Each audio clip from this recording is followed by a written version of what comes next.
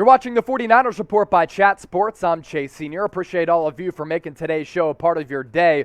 On the docket for today's show, our first full 7-round San Francisco 49ers NFL mock draft, where we go through all 9 of the Niners selections in the upcoming draft, and I give you my draft predictions, going through some really intriguing prospects and giving you scouting profiles on all of those players. First, we start off by taking a look at all of the Niners draft selections. They have 9 of them, including 4 compensatory picks. Second round is their first pick because they don't have a first-round pick until 2024. They gave those away to move up to take Trey Lance. So pick number 61 is when the Niners will first officially make their selection.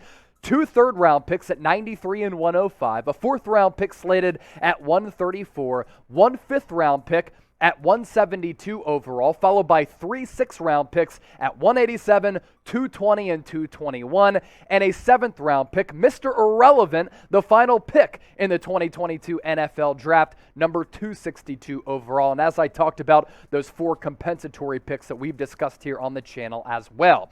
Before we dive into this mock draft right here on the 49ers Report, if you're excited to see what the Niners do in the upcoming draft, hit that thumbs up icon and like the video. There are a lot of fascinating prospects out there. There are some needs still on this roster for a team that just made it to the Final Four and was a couple plays away from making it to their 2nd Super Bowl in 3 years. I'm excited to see which young studs are going to join this roster. If you are too, then like the video. First mock draft selection for me, and keep in mind I put all of these picks through the Pro Football Network simulator. So there were some simulations before the Niners picked at 61 where some really good players went off the board.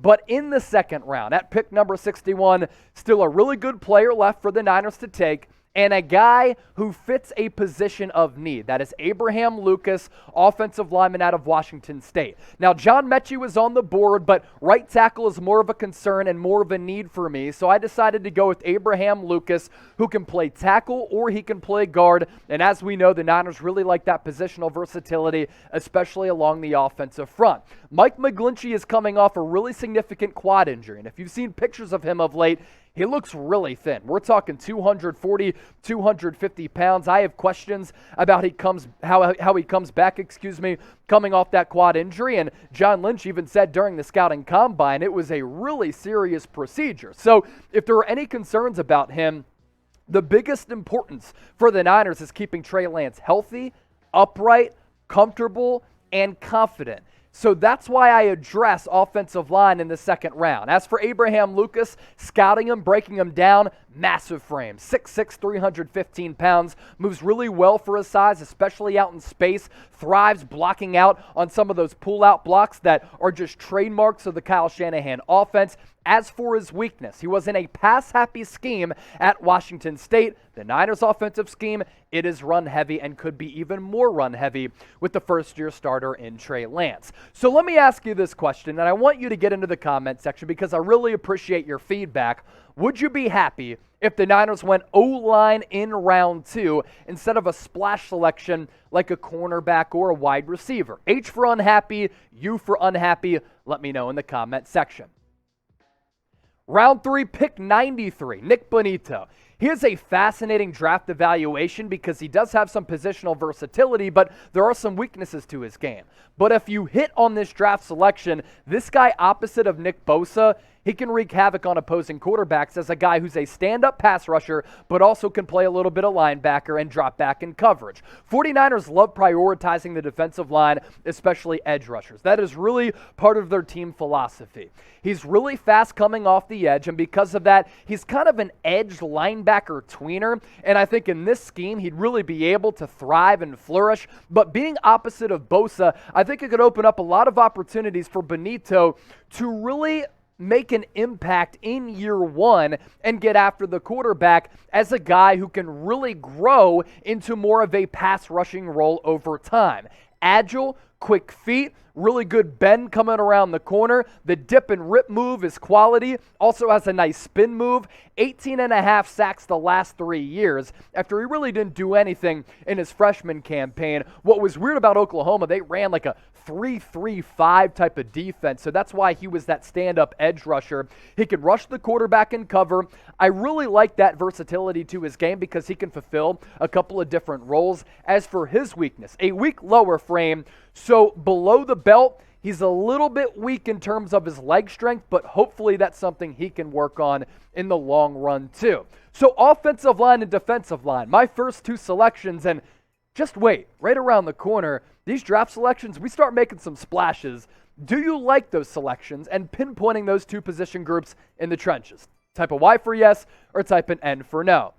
Now, we're talking about the 2022 NFL Draft on today's show, and this is, of course, the 49ers report. But on our main Chat Sports YouTube channel, you see that link down below, youtube.com/chatsportstv. One, we're approaching 300,000 subscribers. As our company continues to grow like crazy, a big part of that, all of you who tune in and watch. But also, we will be going live once again for the NFL Draft. All 3 days, all 7 rounds, every single selection, and it's gonna be a party. Last couple of years, we have been the most watched NFL draft coverage on YouTube. We're trying to repeat that like Michael Jordan's Bulls. So make sure you subscribe, youtube.com/chatsportstv. We'll be live for all 3 days, all 7 rounds, and every single selection of the NFL Draft.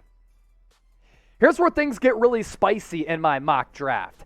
Danny Gray is a player who I've become a big fan of the last couple of weeks as he continues to really rise up draft boards. Had a good showing at the Senior Bowl, a good showing at the Scouting Combine, and if the Niners can address wide receiver with an explosive threat like this at 105 overall, I'd love the value of that selection. Started his college career at Blinn Community College, transferred to SMU here in Dallas where the Chat Sports studios are, and played very well his final 2 years. In 2021 this past season, first team All-American Athletic Conference, led the team in receiving yards as well as touchdowns, has outstanding speed. 22 miles per hour is what he was registered at the Senior Bowl. That's right up there with players like Tariq Hill and Deebo Samuel a year ago. At the NFL Scouting Combine, he clocked a 4.33. That's awesome speed. He's really explosive after the catch. He can pick up those yak yards just like Deebo. Good variety to his route tree, though. So he's not a single-minded or a single-used wide receiver. You want to put him out wide, you can do that. Put him in the slot, but also he kind of can attack the defense at all 3 levels of the field because of the diversification to his route tree. Here's a big thing on why I really like Danny Green. He is a willing blocker downfield in the ground game. Kyle Shanahan would absolutely love that. For his weakness, some drop issues, some build issues. He's about 5'10", 180, 185, but the speed element, picking up yards after the catch, and his physicality blocking really does intrigue me. With what he did last year, too, he's really burst onto the scene. 49 catches for SMU, the Ponies, 803 yards, 9 touchdowns, and a long of 68. SMU played TCU on the road, and he thrashed that TCU defense led then by Gary Patterson. My boy here at Chat Sports, Harrison Graham, a TCU alum, watched that game with him. He was in shambles. A big reason for that, Danny Gray. And honestly, I kind of like seeing it. Who's your favorite receiver in the NFL draft? Is it Gray? Is it John Mechie? Is it a player like Christian Watson? All the guys going in the first round are so intriguing, especially all the cats coming out of Ohio State like Chris Olave as well as Garrett Wilson. I think the most slept-on wide receiver target in the first round is a guy like Treylon Burks. You agree with me? You disagree with me? It's all good. Just let me know in the comment section. Round 4, pick 134. I love this pick, and I hope it happens for San Francisco as they address the secondary here at cornerback. Round 4, 134, Tariq Castro-Fields out of Penn State. He would add another talented young cornerback to this 49ers secondary, in addition to Ambry Thomas, who emerged last year, Diamador Lenore, who flashed in the preseason, and Charvarius Ward, who's still only 25 years old. Tariq Castro-Fields tested well at the NFL Combine. He was able to clock a 4.38 40-yard dash, and given his size, the fact that he can run like that at 6 foot, long arms, nearly 200 pounds, he could bring a physical physical component to this Niners secondary. Scouting Tariq Castro-Fields, I've had an opportunity to cover Penn State football in my previous job, and I think they've done a great job with their weight training program, but also just developing professional prospects. The NFL is littered with guys from Penn State. Tariq Castro-Fields, he's going to be one of them. Athletic juice, really good speed. I like his footwork as a corner. Makes plays at the catch point where he has to go up and get it. Really important in today's NFL with some of the physically imposing wide receivers. He's physical against the run. As for his weakness that he needs to work on, just needs to add weight. He's around 200 pounds, but a little slender for 200 pounds. We move forward to round 5, pick 172, where the Niners are slated to pick. And we're going with Markquese Bell. I think this guy is slept on. I think he's underrated. I love the physical component to his game as a safety. 6'2", 212 pounds, who can really run sideline to sideline and play that center field role. He can also come up in the box and make some hits because he ain't scared at all. 4.41 40-yard dash speed. Started his career at Maryland, then basically got kicked off the team, transferred to Florida A&M at the FCS level. And there are some concerns about that and character issues, but I'm willing to take a chance. And what he did as an All-American last year at Florida A&M, I thought was really impressive, and that sideline-to-sideline range and speed certainly sticks out. Last 2 seasons as well, he's been a tackling machine, guys. 156 tackles, 11.5 tackles for loss, so he can come up in the box and make plays behind the line of scrimmage. 7 forced fumbles and 6 interceptions. This guy's a turnover machine. He has really long arms, utilizes that Peanut Tillman punch that Josh Norman kind of had last year. And I like this guy, given where the Niners could get him late on day 3 in round 5. I think this guy could be a buy low, potential high upgrade signing, especially if the Niners move on from Jaquiski Tartt. I think Markquese Bell's a sleeper. I think Tariq Castro-Fields is also a sleeper in the upcoming draft. Who is your favorite NFL draft sleeper? There are a lot of them, and we know there are going to be later picks who end up being studs in the league. Predict it for me. Who's going to be a stud as a sleeper? Scouting Markquese Bell. Long strides. Because of that, picks up a lot of ground. It's a big reason why he ran that 4.4 plus 40-yard dash. He's really physical. We talked about those forced fumbles. He can stick tight ends in coverage because of that size. Lacks a little bit of discipline, though. On blitzes, he's jumped off sides at times. In the run game, he's over-pursued, but with quality coaching, which the Niners have, I think he'd be able to work out some of those flaws. 4 more picks to get to in our mock draft. Round 6, pick 187. Let's go running back. Kennedy Brooks out of Oklahoma. Doesn't offer you a lot as a pass catcher, but this guy can be some type of a bell cow as a physical runner. Had an opportunity to watch him up close and personal last year when he was playing with the Sooners and Caleb Williams. Really impressed me. Coop, I believe he had that game-winning touchdown run against Texas at the Cotton Bowl in the Red River rivalry. Another pick in round 6, pick 220. We're going to go tight end here. UAB, Gerrit Prince. He's 24 years old, is a great pass catcher. Not the best run blocker. That's okay. You have George Kittle to do that. Another selection in round 6. Pick 221, Cordell Volson. We're going to go offensive line here, North Dakota State.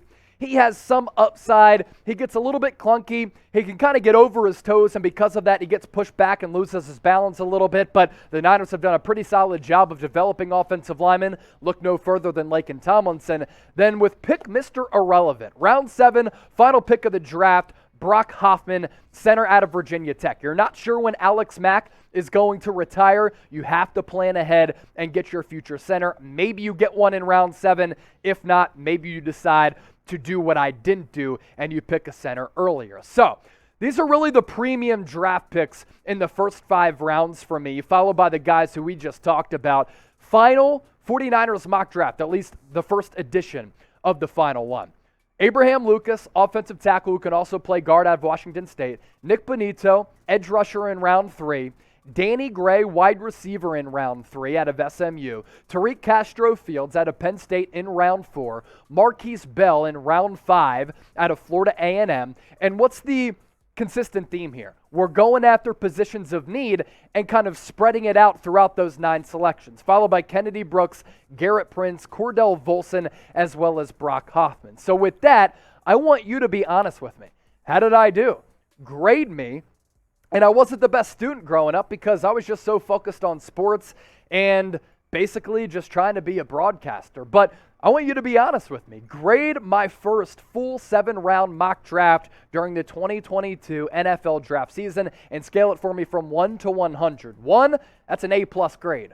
100, that's an A-plus grade. 1, a very bad grade. Let me know down below.